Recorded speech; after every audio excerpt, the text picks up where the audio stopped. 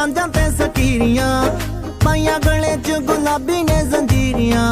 ਸਾਡੇ ਨੈਣਾ ਵਿੱਚ ਆਸ਼ਕੀ ਦੀ ਤਾਲ ਹੈ, ਤਾਈਓ ਨੱਚਣੇ ਨੂੰ ਕਹਿੰਦੀਆਂ ਫਕੀਰੀਆਂ।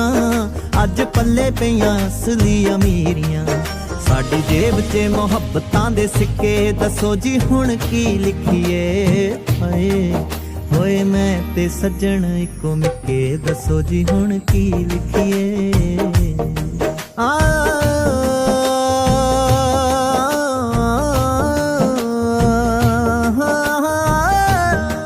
ਸਾਨੂੰ ਅੱਜ ਕੱਲ ਸ਼ੀਸ਼ਾ ਬੜਾ ਛੇੜਦਾ, ਨਾਲੇ ਛੇਤੀ ਗੱਲ ਬਾਤ ਨਹੀਂ ਨਵੇੜਦਾ।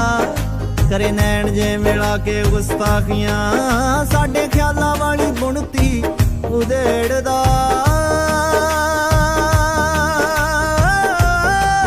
ਸਾਨੂੰ ਅੱਜ ਕੱਲ ਸ਼ੀਸ਼ਾ ਬੜਾ ਛੇੜਦਾ, ਨਾਲੇ ਛੇਤੀ